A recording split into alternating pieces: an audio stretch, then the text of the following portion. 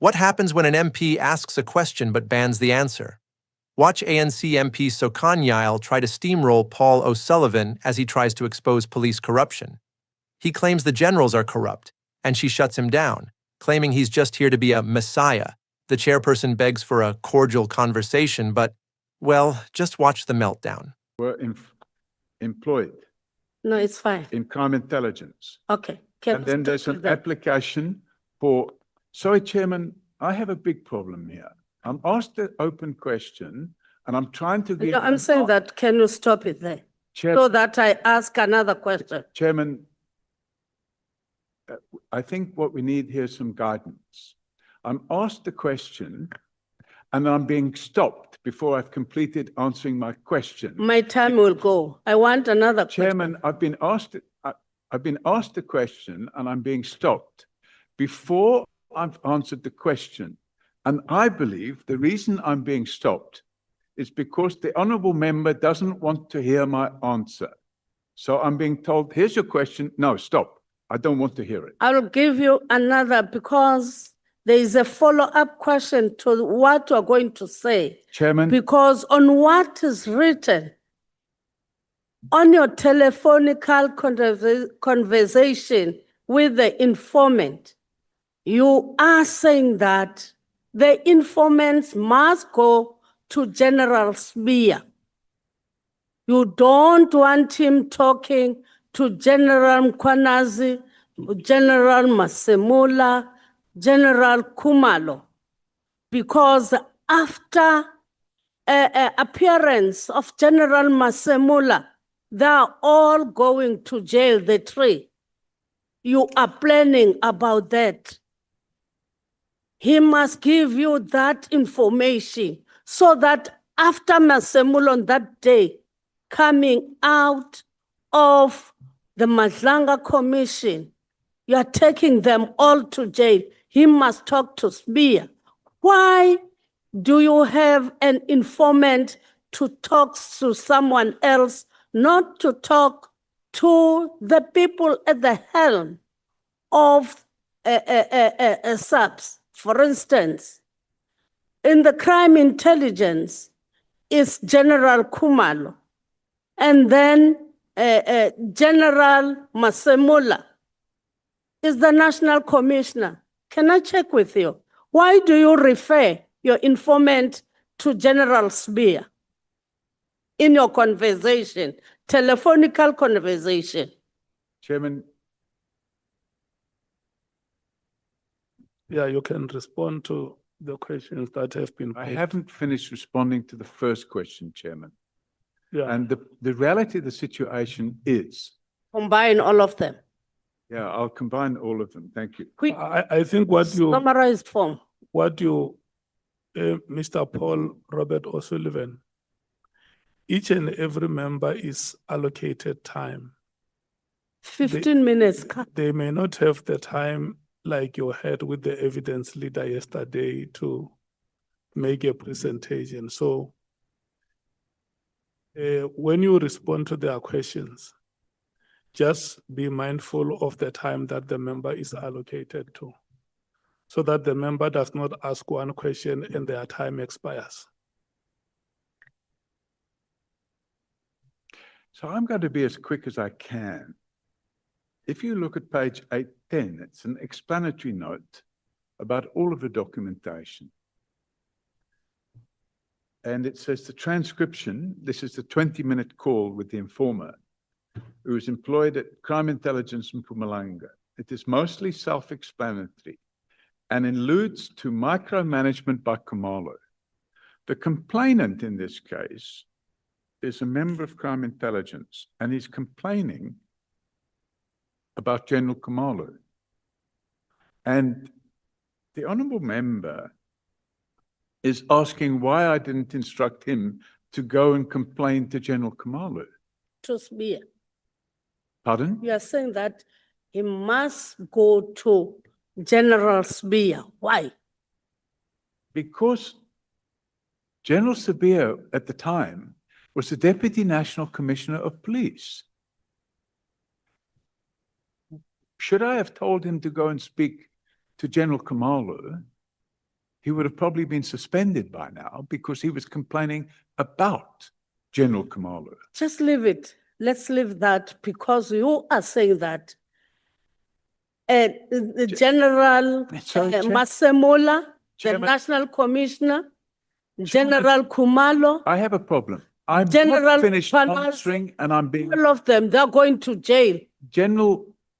No, leave it out because you have made it clear that the person Chairman, in SAPS whom you regarded as the person who must be at the helm is General Smear. It's clear. From what you've written, it's written down. You're telling the informant. It's you yourself.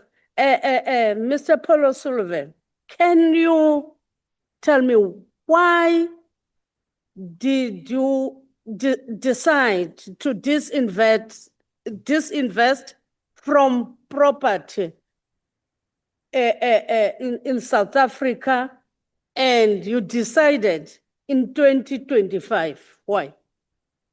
Chairman, I haven't finished answering the other question. And what I'm not prepared to do, Chairman, is to sit here, start answering a question, and then be stopped and told, I don't want to hear your answer.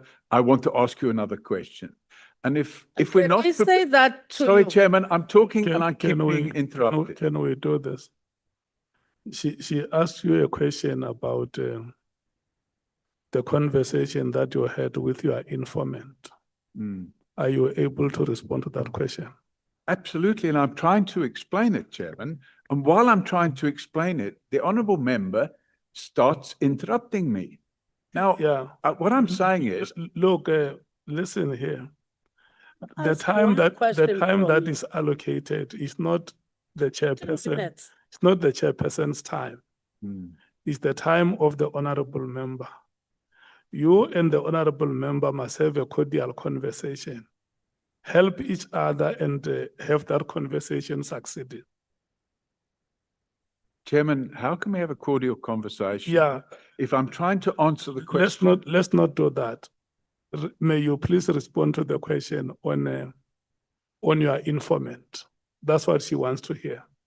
and I was trying to explain that, Yeah, Chairman. let's go. I didn't want let's- to hear. Yeah, let's go ahead and explain. So can I explain without being Yes. interrupted? Yes, I give you the time to explain. Thank you. I explain on the explanatory note, which is page 810, exactly what happened and why I decided to make record it and make a transcript. Get to the microphone.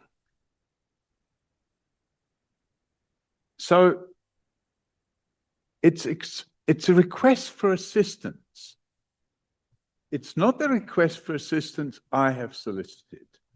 It's a request for assistance that's a person has unilaterally decided to reach out to me. Before that person contacted me, I didn't know him at all. I knew nothing about them. He explains that he was busy with an investigation involving theft of 74 million rand from a community property association. And they chose to bypass Khumalo.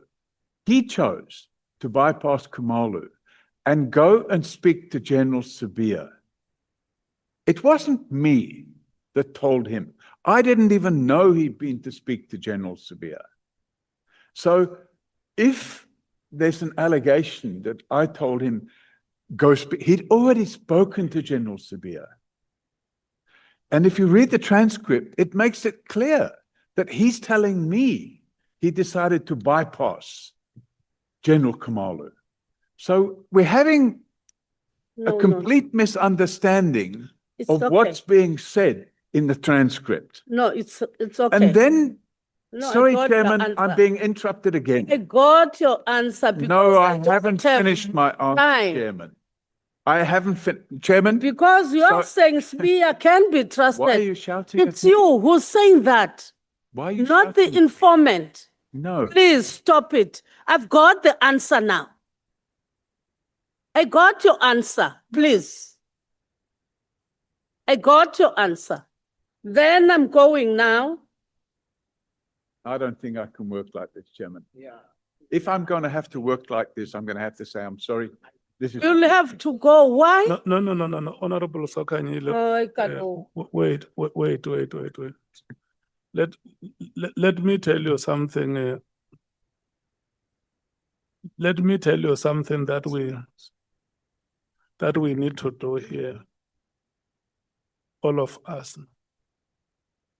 Number one, I'm going to request that we compose ourselves. And number two, I'm going to ask the witness to be mindful of the time that is allocated to members and respond to the questions without taking their time. And Mr. Paul O'Sullivan, what I'm going to request to you, it's an honest attitude on how you respond to questions, so that behind that attitude, there must never be a threat that if something like this happens, this is not how I'm going to continue, because I want to explain and I'm not being given time to explain. There are some questions which will need a yes or no answer. Were you in a conversation with this informant? Yes. Is it true that you told him to go and talk to Sibiya? Yes or no? And then if there is any context behind that you may want to explain, you can do that, but without eating on the time of the member. But you know, if we have a conversation where from time to time you want to appeal to the chair to say, you see, chairperson, this is how I'm being treated, and I can't continue like this, I don't think that is going to help us. Have a conversation with the member. The member is allocated time. There is a set of questions that the member wants to have them answered within the limited time allocation. And at the beginning of every slot, I tell the member what time has been allocated to them. That's what we do. So we must not create an excuse to pull out of the conversation by not answering questions. When we started here, I reminded all of us that today is Mandela's Day. It's the day on which Mandela was released from the Victor Verster prison. And this is a day which all of us must look forward with hope and renewed confidence to the future we want to build in this country. Like you have said that you have very much loved this country, you wanted to be a citizen of this country, and you wanted to be integrated and socialized with the life of this country. Can we do exactly that? Honorable Sokanyile. Thank you, Chairperson. Because I want to you ask your question, allow him to respond. Thank you. I'll also read what I'm Chairman. saying. I I haven't finished answering the question. Yeah, that's exactly what I'm saying. I'll start where I've ended. No, Honorable Sokanyile. Let him respond to that question. Thank you, Chairman. Then how many minutes? Chairman, my submission to Parliament, and you can deduct this from the honourable member's time if it's necessary. My submission to Parliament includes over 1,000 pages of evidence. And it's necessary, if I'm going to be asked questions about the evidence that's included, that I have an opportunity to look at the relevant pages of that 1,000 pages so that I can answer the question properly. because otherwise I'm going to be put in a position where I'll have to say, I'm sorry, I don't have time to answer that question. So either I must be able to give a proper answer, which means consulting my documents, or I must be allowed to say, I'm sorry, I don't have time to answer that question. Or we can agree that we're not going to get anywhere with this process. And as chairman, I respectfully request you to ensure that when a question is asked, I will undertake to provide the answer as quickly as possible, but not in a way where I'm asking or answering the question and I'm told, no, I've heard enough. I don't want to hear anymore. And that's really the reality. Explaining the process. So, Chairman, the allegation is I'm asked to explain why I told him to enter the Sabia. In fact, if you look at page 799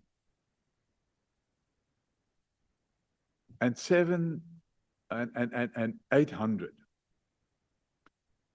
this is the crime intelligence official that's doing the talking. My name is Paul, you can see it there. So he's talking CI, we're talking about millions. Now I think it's billions already. I personally went to the Hawks office in Pretoria, the forensic department, and I had a meeting with some of the generals there presenting this case, and they were happy. Oh, this is a good case, we're going to make a difference, blah, blah, blah. Because I already knew, this is now the informant telling me, not me saying it, because I knew already Khumalo was corrupt. So I didn't want to go via him, but I went to the forensic department. And I said, And then when we're back, I did all the applications I was supposed to put in, and I sent them there. And the applications went to, who's this guy now? This guy, this Sabia. Is it Sabia, that one is in charge of forensic and stuff? And I said, Sabia is the, what do you call it? DivCom detectives. Yeah, the one that is fighting with Khumalo and Masamula. And then he says, who is Mkhwanazi fighting with a lot? He's saying it, not me. Is it Sabia? I said, yeah. Sabia, Mkhwanazi, and Khumalo and Masamula, they're all fighting with Sabia. Then he says, yes, Sabia. Now someone told me that Sabia and Khumalo, they are fighting. So then he says, so I went to the forensic department because Sabia is in charge of the forensic department. So it's not me telling him, don't go to Khumalo, go to Sabia. He took the decision to go to Sabia. Yeah, thank you. And if I can be allowed to answer in this way, Yeah. we're going to move along much quicker. Yeah, you have, the answer is provided now. Let's allow the member. The two of you must look at each other in the eyes and have the conversation. No, I'm looking at him. You know, I'm just asking a question because it's written. You are reading other lines, leaving out a line that you are saying Sabia can be trusted because he is against Masam. I'm not there. I got your answer and I got your attitude that you don't want General Masemula, General Khumalo, and General Mkhwanazi. You are saying Sabia can be trusted. You are saying that to the informant. Where am I? Also, no. I'm going to another question now. My 15 minutes are going. I'll give you all those lines that are it's from your mouth. Let me go to another question. Why did you suddenly disinvest in property development here in South Africa, especially in 2025? Actually, it was in 2020. Just in a summarized form. Actually, it was in 2024 I started the process. And the reason, Chairman, was because of two factors. The first factor is the July riots that took place in KZN and the damage to the economy of 100 billion rand. And the second factor is the inability of Eskom, due to corruption, to constantly supply electricity. And those two factors caused a marked decrease in the value of property in South Africa. So in 2025, I sold assets and I moved the money offshore for the simple reason that keeping the money onshore was costing more in the long run. And on the properties that I disposed of, I probably lost somewhere in the region of about 10 million rand.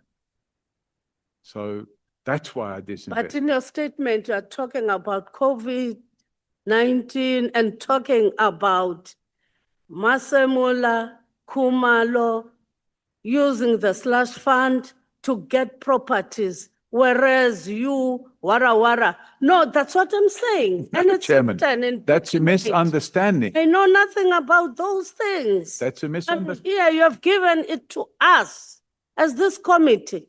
Just leave it out. You didn't know that. You are going to read that. Surely.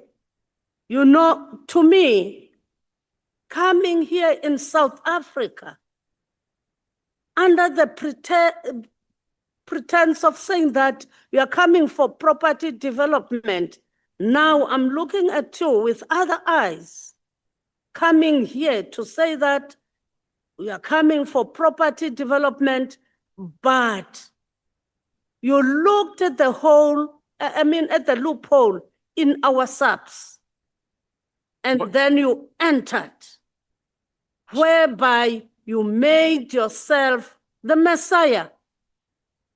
And you have removed many generals in our subs under the pretense that you are assisting South Africa to fight crime through your companies. Because if you can go to what is written, your discussions with Sarah Jane Trent, it leaves a lot to be desired. But let me go straight to another. Chair, what is the question there? Is it a statement or a question? During the appearance of Mr. She Kabinde here. She has not asked a question. No, it's not a She question. was just making a I'm statement. just ventilating. Allow her to finish and then you'll come and speak. Just ventilating. I can see that. Yeah. You know, Mr. Kabinde, when he was here in the committee, he read out a text being threatened by you. Why did you do that? I didn't. You didn't want Mr. Kabinde to talk to us. Why? What were you afraid of? What was the reason of threatening Mr. Kabinde, the chief of staff of the former or the current minister, whatever? Chairman, how do I know when? How do I know when I can answer the question? Because I'm getting like 5 or 6 questions, bang, bang, bang, bang. Can I just get a question, one question at a time? Listen here, Mr. Paul Robert O'Sullivan and Honorable Sokanyile. Honorable Sokanyile, may you look at me, please. Don't confuse my witness. Don't. If you want to ask him a question and look at him to respond. If you want to make a follow-up, make that follow-up. Because I can tell you, you confused him with that long statement. Yeah. Sorry. You have said so many things. What is the question? Do you want to ask him about the SMS that he sent Kabinde, or do you want to ask him about his involvement at IPIT? I'm saying that Mr. Kabinde was here in this committee. He read out a message that you threatened him when he was here. He had to read out that message, afraid of you. Why did you threaten Mr. Kabinde when he was in front of us? That's the question. I'm putting a background in what I'm saying so that you are clear what I'm asking for. Don't look at me, just answer me. I'm waiting for you to finish. I finished. Okay, so I think Honourable member, if you can say, I've now finished